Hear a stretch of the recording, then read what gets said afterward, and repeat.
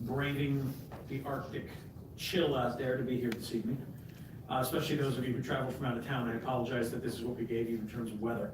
So, all right, Mr. Hanlon, first on the agenda, we have, R7. R7 is a denial of a certificate of appropriateness for work at 425 North 10th Street. All right, thank you. Mr. Kimmerly, could you give us a rundown on this, please? Sure, no problem. What we have here is a very standard, straightforward historic district violation of installation of a satellite dish on the front of a building. It's installed on the sloped roof of the porch, very visible. A letter was sent, a violation letter was sent, followed by a second violation letter, which was followed up by a copy of an application for a certificate of appropriateness to continue the satellite dish in its current location. A hard meeting was scheduled, and the property owner was asked to attend, and he did not show up to the hard meeting. The next step then was to have hard either table the case or to go ahead and deny, and they decided to deny, and that's why the case is here tonight. Okay. In reading the background documentation, I saw that this is something that, was it May 8th of 2012, it was also a violation for this. Do you know if it was the same property owner at the time? Yes, it was. It was the same property. So this is actually the second time then that this property owner is coming up with this issue? Yeah. Okay. All right. I do have an email response. Okay. He did call me, and I asked him to, tell me what the problem was and what the issue was with this. And he said that he spoke to DirecTV about the satellite dish and that it would cost him between $49 and $200 to have it moved, and that he didn't feel he had the funds to afford that, and that he can't move it himself because he wouldn't know how to find the satellite to get the reception. Okay. I understand the concern there, but I also would argue that he went through this once before and knew what was going to happen. So that's just for me, but I'm going to open this up to any of my colleagues if you have any questions or comments. Ms. Affa. Did he miss 2 meetings? No, just one hard meeting, and tonight, I don't believe he's here tonight, I'm not sure. He's not here? Does not appear so. Did you say it was between $49 and $200? To have it moved, yeah, by DirecTV. Okay, thank you. Mr. Greedy, do you have anything? No, thank you. I think this is an issue that we've been dealing with for many years, and I'm in support of the administration's. Absolutely. Any other members of council have any questions or comments? All right, I'm going to open it up to the public. Anyone from the public? Please state your name and address for the record. Dave Huber, 2829 West Plymouth Street, Allentown. I'd just like to ask for council support in uphold our decision. It's a clear violation of the HARP guidelines, and like you have seen, it's not the first time. Thank you very much, Mr. Huber. All right, I will, oh, I'm sorry. Okay.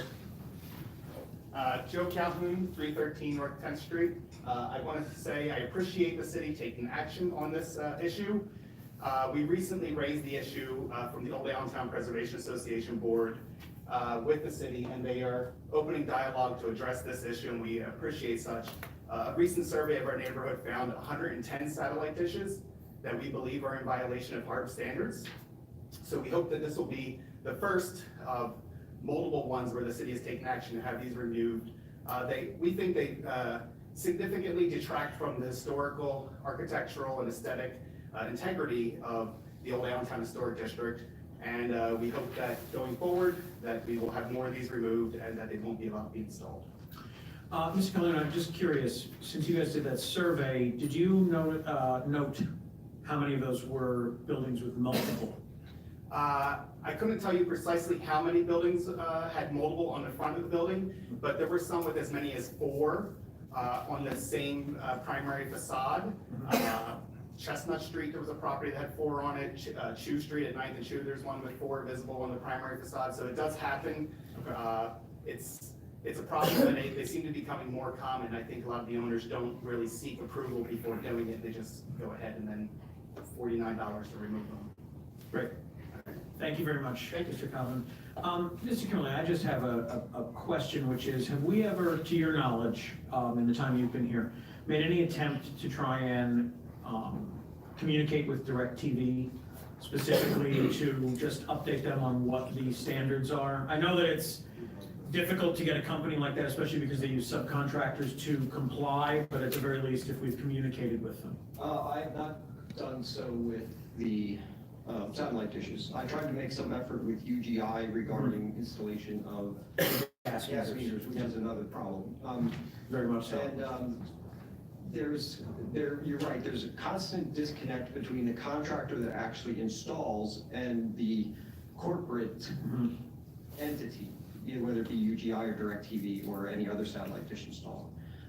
So that message, really, the communication has to come from the corporate to the contractors who go out and install. Right. Do you So- think it might be of any benefit if, and Mr. Leitner, I would ask for your opinion on this as well, if we would have the solicitor's office put together a letter to DirecTV and any other satellite providers, just re-stipulating that in these particular areas, this is what the violation would be? What do both of you think of that as a possibility?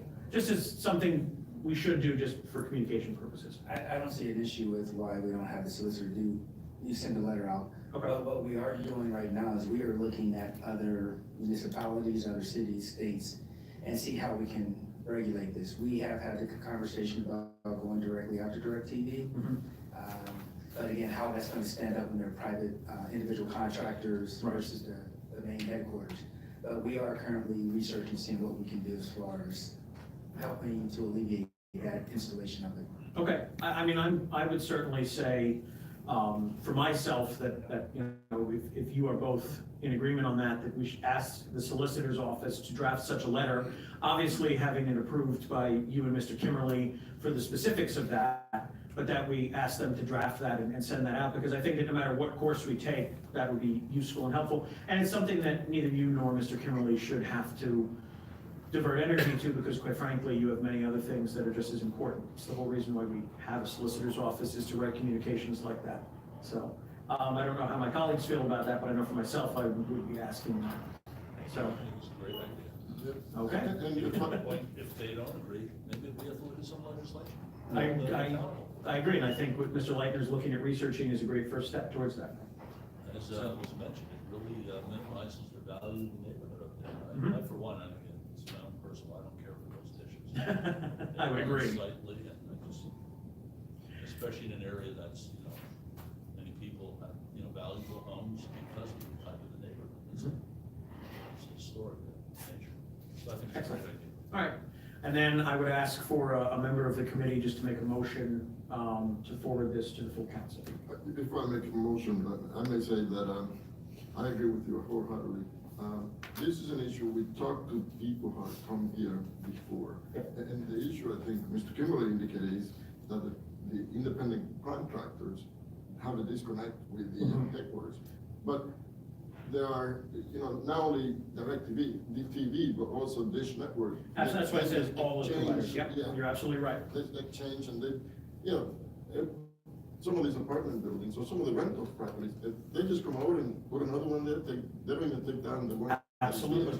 And it's a major issue. We've been dealing with this for years and years and years. And people usually, and sometimes they come over and install the dishes and the fact that people are not even there. Oh, They just come absolutely. over, the renters are not there, or sometimes the owner is not there. And sometimes they just put them in and come on later to do teach them how to run the whole system. Yep. So I like the idea, and I think we should move forward with it. So I make a motion that Excellent. we accept the denial. Excellent. All right, all those in favor? Aye. Okay, excellent. So that is settled. Thank you, Mr. Kimberly, and thank you to everyone from the Harbor Board and Old Allentown who came to speak on this. All right, Mr. Hanlon, could you please read Bill 4?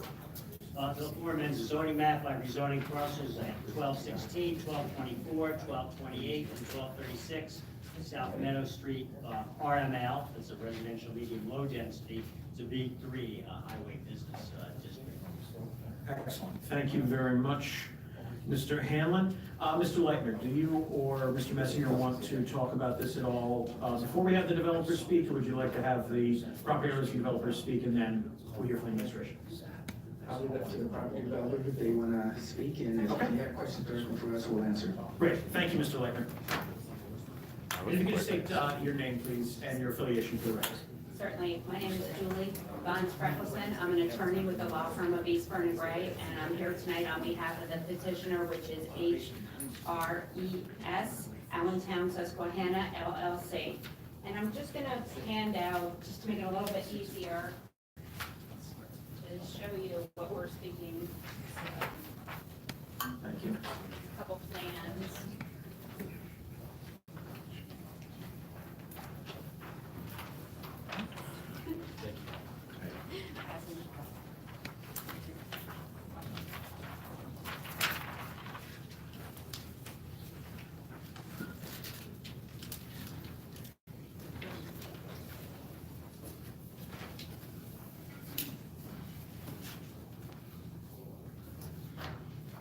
So the petitioner, well, Mr. Hornet from Bowler Engineering is setting up the big boards.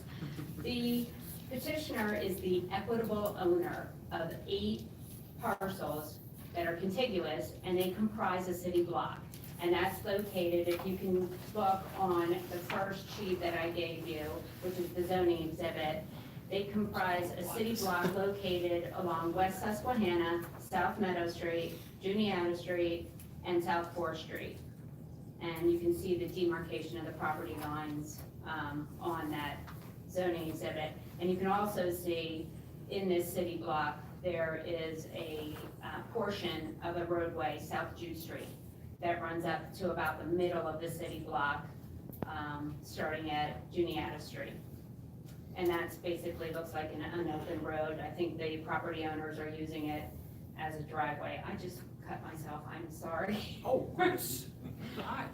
Yeah, I did a paper cut. Please, take your Sorry time. about that. Yeah, that's fine. I didn't realize First that. aid That we should have. So, I'm fine. Sorry about that. no, please, please. The heart attack, you're okay. It happens, it happens. Please take your time. Just describing the area that I am speaking of. So again, they're the equitable owner. They're not the legal owner yet, they're the equitable owner. But I want to note that all owners of the property, all legal owners of the property have signed our petitions. And that's a petition both to rezone the properties for the 8 properties, and also the petition to vacate Jude Street.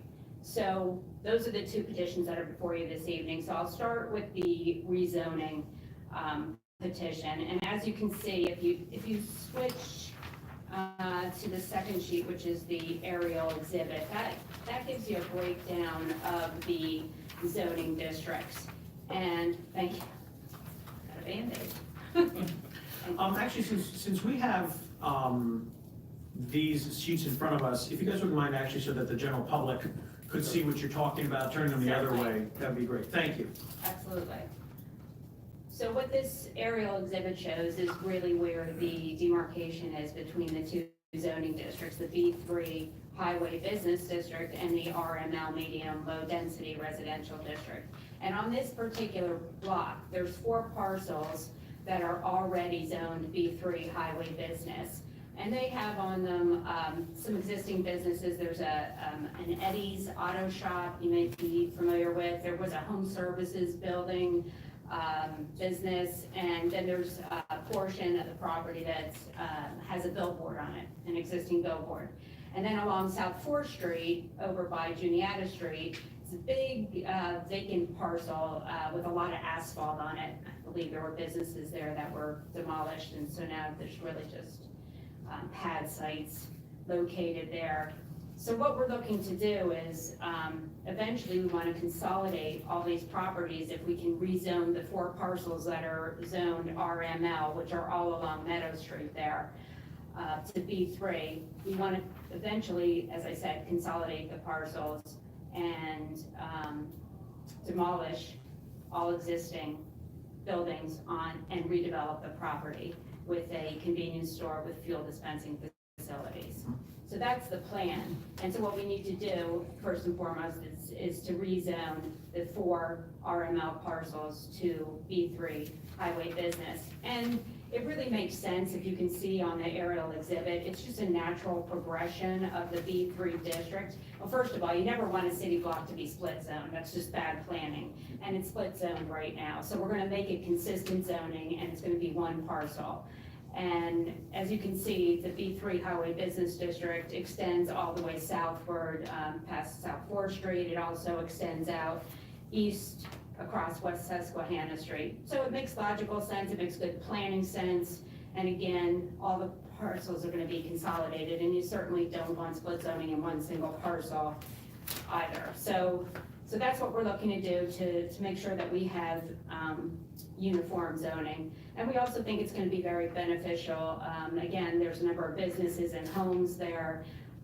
So when everything is developed, if we're lucky enough to move forward with this project, there'll be one use there. Right now, there's 4 houses and 3 businesses. There'll be 1 use on that whole entire city block. And then you'll also be able to cut down on curb cuts.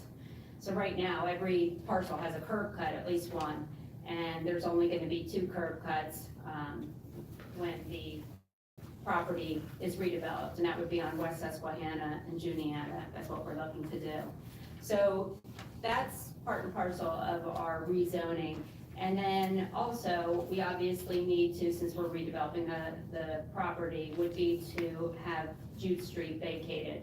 And as you can see,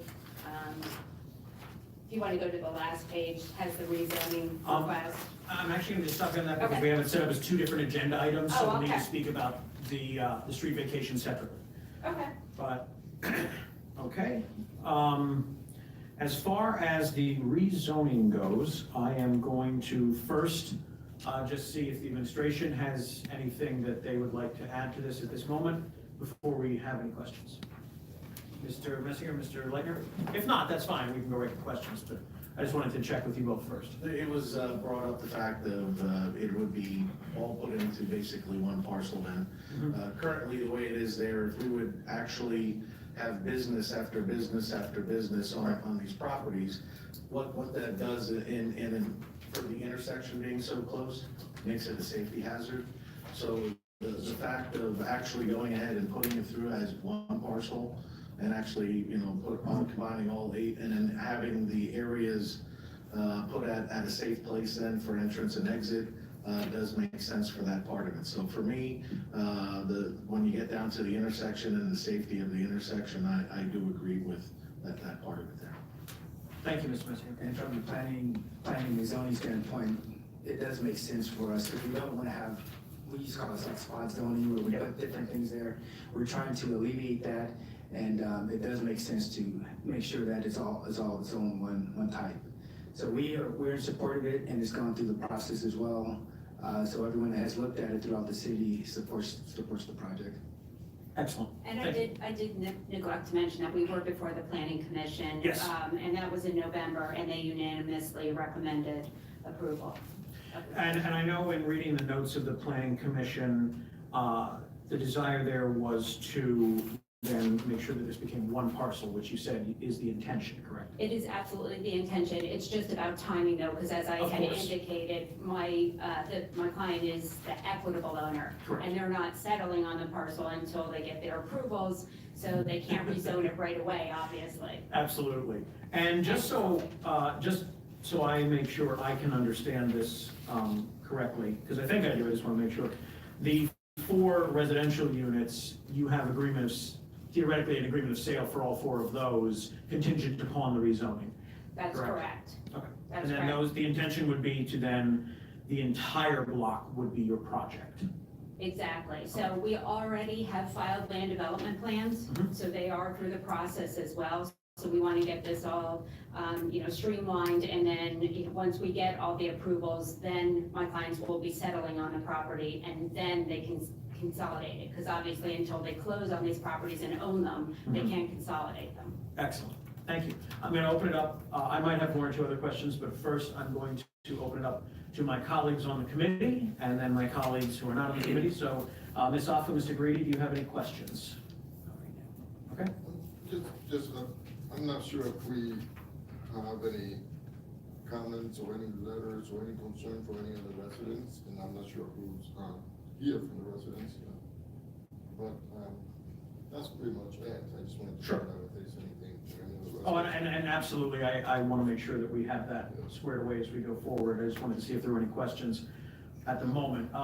Mr. Hendricks or Mr. McLean, do you have any questions? Just so you know, notices were sent out to all the Yes. property owners.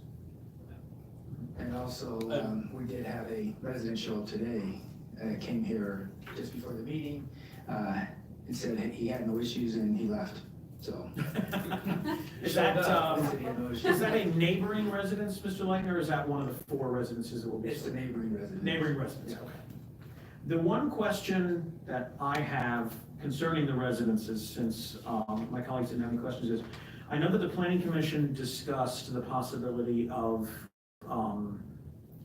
the lighting issues for the residences across Meadow Street and across Juniata Street. Is there work in your land development plan being done to try and mitigate the light pollution that will be generated from the site? Because obviously, it's going, potentially going to be a 24-hour operation, it's going to need a lot of light. Is that being taken into consideration as you work on the plan? Absolutely, and there will be no spillage onto abutting properties. And all the light fixtures have shields, they all face downwards on the properties, the light's contained on the parcel itself. It's just 24-hour. It is a 24/7, correct? Go ahead, Mr. Reedy. Yes. So, the lots in the back, right by Meadow Street, that's kind of it's on a hill kind of thing. What are you planning to do? Are you planning to level all of that, or how is that gonna work? Well, I'll let the engineer take that. Thanks. Hi, John Hornick from Bowler Engineering. Yes, the site has a grade differential, so Meadow Street's high and 4th Street's low. Essentially, the level of the Wawa in the parking lot will sort of be splitting the difference. So we'll be kind of taking it from a sloping site to a level site with sort of in the middle grade, and at the high end, which is in fact the southeast corner, we'll have a retaining wall around that corner of the parking lot. And then on the southwest side, there'll be a fill retaining wall around that part of it. And along our property frontage along Meadow Street, we've actually provided 20-foot plus of buffer space between the property boundary and our edge of parking. So that will mostly be a slope coming down, but we're going to be able to fill that area with trees and some screen fencing and that sort of thing. And we've actually, the land development plans were submitted, contain that detail as well. Thank you, sir. Mr. Hendricks. While you're up there, I would assume you're not going to allow traffic to exit onto Meadow Street. Correct. In fact, we're only proposing 2 driveways, one on Susquehanna Street, and the secondary one will be on Juniata, but closer to 4th Street. Yes. Okay, thank you. So there won't be any driveways on Meadow, and there actually won't be any directly on 4th Street either. Okay, thanks a lot. So I have a question, this will go more probably to you, Mr. Messinger, but it might involve the developers as well. So in looking at the supporting documentation from the Planning Commission, Lehigh Valley Planning Commission, the discussion of the transportation improvement program that will include the Route 145 safety improvements and also the Summit Londo American Parkway study. How do you view what was just discussed as where the entrances and exits for this property will be, plus also the construction during that period? What's your opinion on where this is going to fit in with those overall plans? Actually, I don't think they'll affect them one way or the other as far as with what the safety enhancement and the project that's gonna be going on. Actually, again, for me, again, the fact that where they're gonna be entering and exiting is gonna be so much safer for the intersection at that point in time. So eventually, there will be some upgrades to the intersection also, but again, this fits well with what I see it envisioning as with the project. The Susquehanna and South Fourth Street intersection, the stoplight there, that's not currently one of our smart intersections, is it? No. Okay, is that as part of the work that's going to be done on the 145 corridor? Is that a possibility to have that changed? All the new work will be involved with that. Perfect. I just wanted to make sure. Okay, what I'm going to do now is, on the zoning issue, I'm gonna open this up to any members of the public who might have any questions or comments.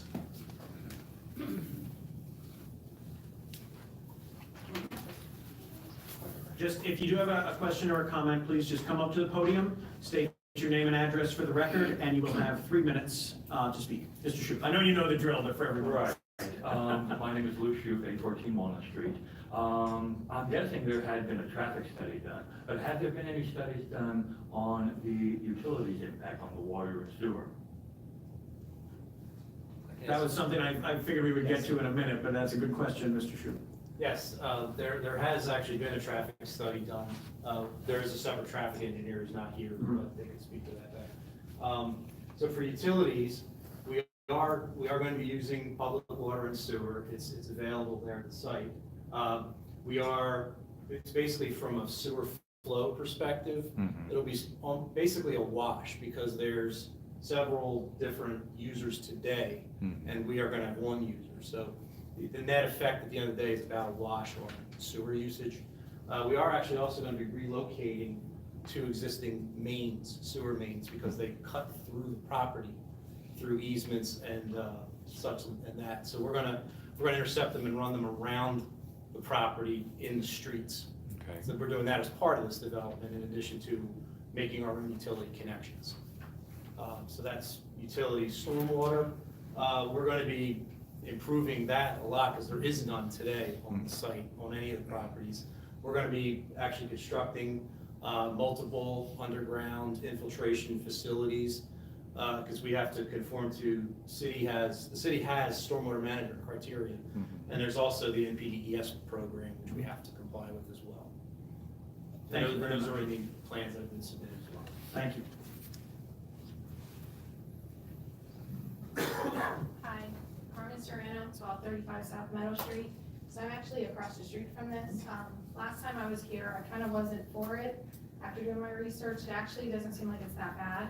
The only thing, I know from the plans from before would be like the garbage, where the garbage would be held. That's literally right in front of my house. Like, I know there's trees gonna be there, but there's also the smell that I'm kind of worried about. I think the lighting, I actually think that's a better thing, because right now, there's really no lighting. It's very dark on this street.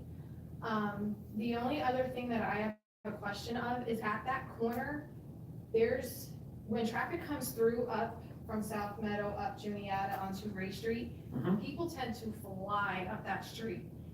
Is there any, like, a possibility of like a stop sign, like a 4-way stop sign versus just on Meadow Street having the stop sign? So I'm sorry to interrupt you, but just so I can understand this correctly, are you talking about putting a 4-way stop sign at the intersection of South Juniata and South Meadow? Right, at that corner, Okay. yeah. Let me see if I can get you an answer on that, Mr. Messinger, if you'd like to discuss that. The amount of traffic that will be going through that intersection will not call for it. Now, if something changes in the future, obviously we'll look at it again, but the amount of traffic that will actually be accessing that, we won't be able to put a 4-way stop. It's a requirement from PennDOT that certain traffic counts have to be there. Is there, like, for instance, I know some areas in Allentown have like speed humps. Is that an option, or no, is that kind of? That was a program that started and ended because it ended up that we had more speeding going on in between the speed humps. Right. And we ended up having more issues once they were actually in. Okay. Mr. Messinger, would it be possible to look at doing the study to determine if putting permanent speed boards there might be an option? Because that's something we could look at doing the study this summer to see if perhaps that area would qualify for the permanent speed boards. what I can say is we can do a speed study, Okay. at that area. And I would say it'd probably be best, I mean, if we do a speed study now, it's gonna change Of once course. that's there. So I would just say that once that's there, we can do a speed study for that area. Okay. Because what we're talking about is, so there's certain streets in the city, easiest example is Parkway Boulevard between Ott Street and Cedar Crest. They're digital speed boards that show you what the speed limit is and show you what your speed is. They do have a tendency to make people slow down in those instances. Right. But unfortunately, and what Mr. Messinger said is 100% correct, we can't, there's certain intersections where we can't put stop signs in if the traffic counts aren't enough. And I actually, my colleague, Mr. Hendricks, who was a captain of the police department, and Mr. McLean, who was the chief, know this very intimately, that there are certain intersections we'd love to, but we just can't because of traffic counts. But I think once this facility has, if everything goes through and this opens, doing a speed study at that point when the increased traffic will be there, we can look to determine what we can do then. Okay. And Because that's there something we are can a lot of look at. children around this Absolutely. area, so, Yep. I mean, that's a concern. If I can add something. Of course. One of the things that we're gonna be doing as part of this project is actually adding a right turn lane on Fourth, turning right onto Susquehanna. So hopefully that will, anyone who's trying to cut through, if they have a separate turn lane, hopefully it makes it just easier to stay on Fourth Street. Okay, So we're adding Okay. excellent. Yeah, I mean, the only other thing that, I had was noise, so currently I'm looking into getting siding Mhm. onto my house, because maybe that'll help with the noise, but, other than that, I think Okay. it's pretty good. Great, thank you very much for coming and thank you for your comments.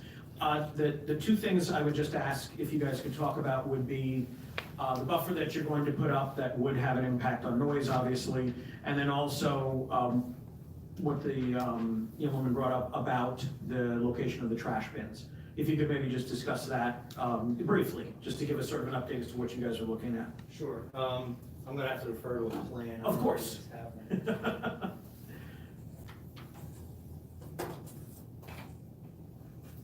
Turn the board around real quick. I'll just hold it like that away. This is the site plan that's Okay. proposed, so it's north is actually up this way, but, so this is Juniata, this is Meadow Street. The trash enclosure is at our southeast corner. Now, the good thing about that is though, is we're cutting down. That's where your grade, retaining wall And then we're is building a going to be. wall, so Yep. the trash enclosure essentially is kind of tucked into almost like a nook. So, and on top of that, we have, because of this wall, we're gonna have a 6-foot tall screen fence that serves two purposes. One is wall safety, but we can kind of kill two birds with one stone and screen it as well. So there will be, there will be the wall around the trash enclosure, then a screen fence on top of that. And then as you keep going up the slope, there will be the tree buffer, which is mostly evergreen trees. And then as you get just near the sidewalk, we actually have deciduous street trees too, so it's a combination. That is all along Meadow Street and on Juniata Street, we're opposite the residential zones. Not that you have that there. Let's say I wanna get out and go up on South Fourth Street towards, towards, uphill over there by, Mountain Vale kind of thing. No, Mountain Vale. So you're saying going south on South Street? Yeah, south. On South and Fourth Street? So how would I do that? Right, so, according to the traffic study, again, I'm not the traffic engineer, so. I won't hold you to anything. I'm getting out of my lane, so to speak. PennDOT wants this access of Juniata to Fourth Street to not allow left turn out at that intersection. So if you're in the site, the access onto Susquehanna will be full access, full. Yeah, but, so I would have to go across, the lane, double yellow lane to be able to make a left on the light and then make another left on South Fourth Street? That's what you would have to do, yeah. Yeah, but that's kind of dangerous, quite frankly. Can I just state two things here? Please, Ms. Messinger. The city is not allowing the left turn. Oh, okay. not PennDOT. Okay. They wanted it, that is currently no left turns due to accidents in the area. Yep. So that is staying that way. You're talking on South Fourth Street On from South Fourth Juniata. Street, yes. And actually, the city did request a light to be put at Juniata to work in conjunction along with the light at Susquehanna, and turned that down. Okay. So there's no really safe way to get back on South Fourth Street, to go south. Well, I mean, that depends on what, I guess, safe is, because, Where would it Well, be? they're sitting on Susquehanna, making a left, they go. right, you can exit on Susquehanna. Yeah, turn you're left gonna have to go traffic. across, see, Susquehanna is two ways, so you're gonna, Right. and that is a very busy intersection there. So in order for you to go, I don't know how you're gonna do that. Because there's cars going down the hill, going towards Fourth Street, and then when the light is green, there are gonna be cars going up the hill. So you're gonna have to kind of try to finagle to get across the, going up the hill and coming down to, to go, this west on Susquehanna. And then coming to the light, which is right there, it's gonna be crazy. Stop on your way back, Julio, then you can just like. No, what you're gonna have to do, what you're gonna have to do is you have to make a right, probably go around Merrill Street, come down, and there's a stop sign there, which you're gonna have to go across it to make a left.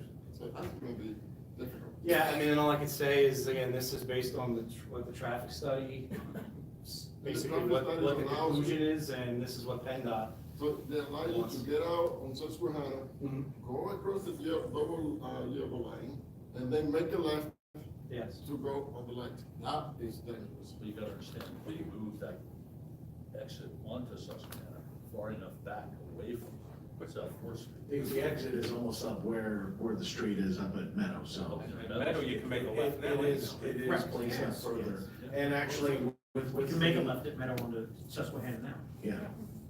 You No, gotta if it is a go- meadow, but there's the retaining wall there, so you're not gonna go all the way up. You're not gonna be all the way up there. No, but it's as close as they can get. Right, we basically have pushed it, yes, we pushed it as far east as we are allowed to, basically.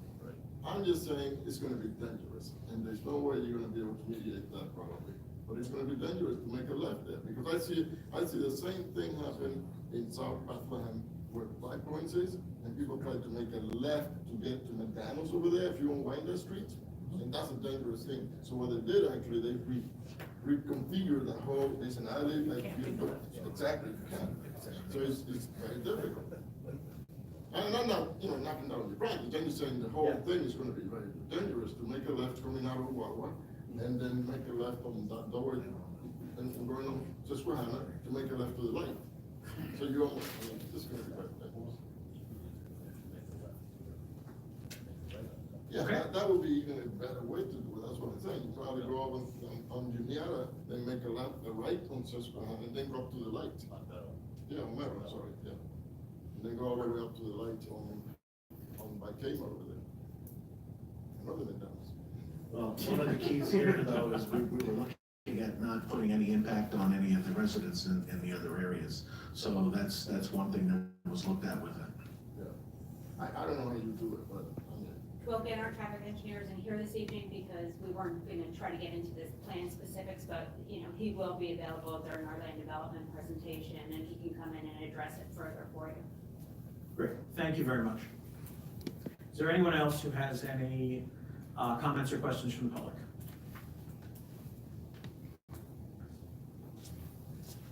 Hi, Patrick Broner, 617 Allen.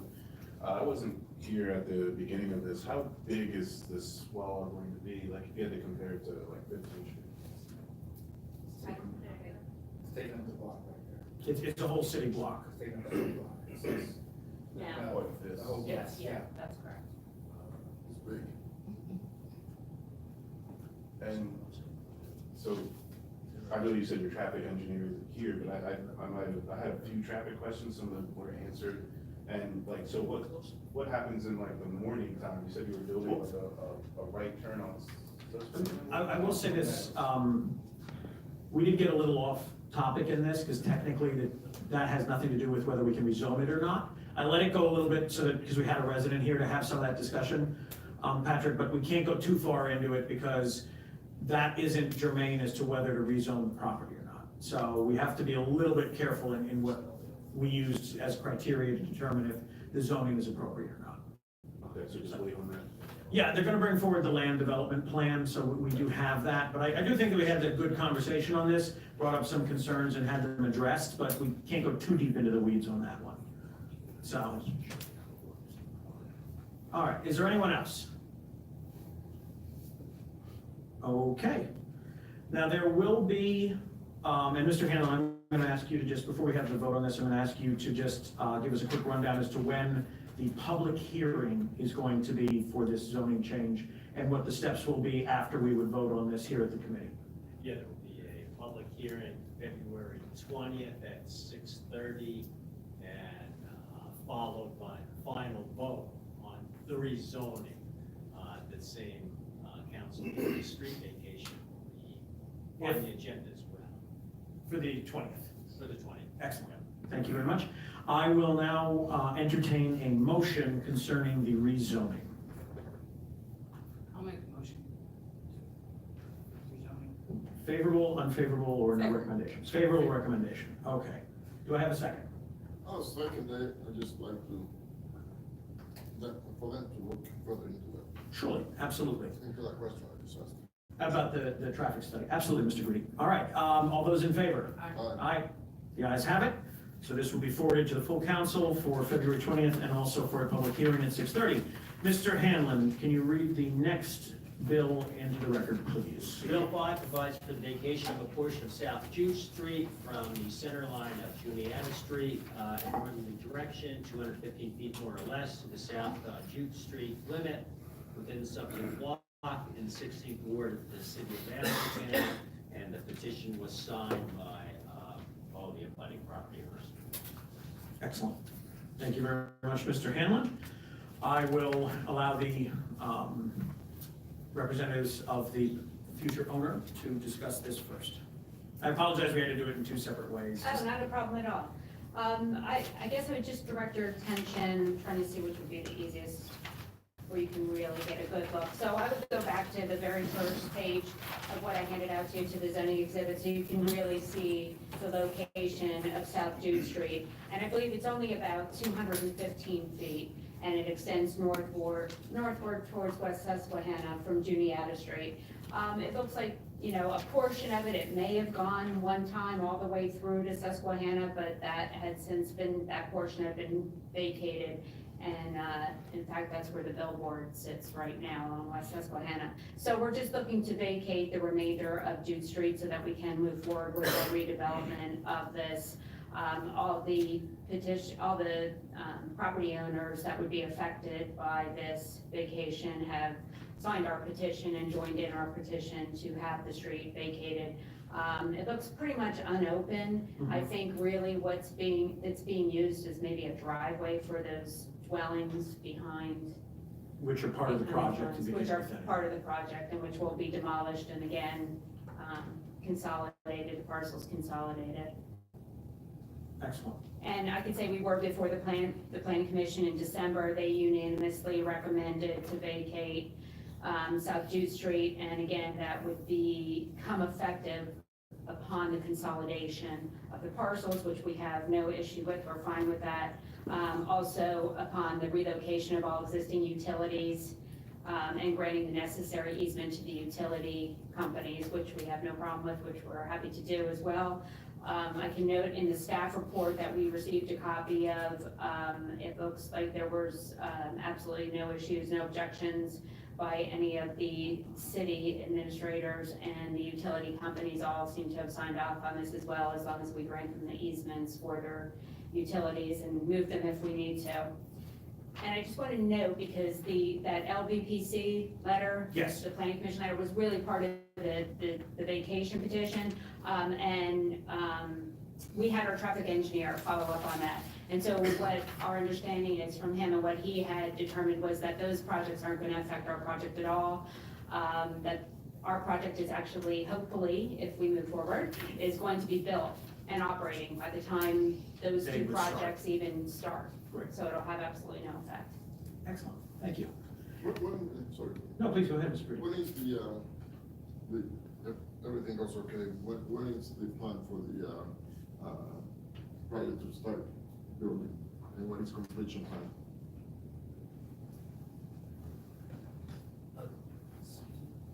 How quickly, after we get through land development, do you think we could start Hi, construction? Mike McManamy with Hunt Real Estate, the active owner and developer.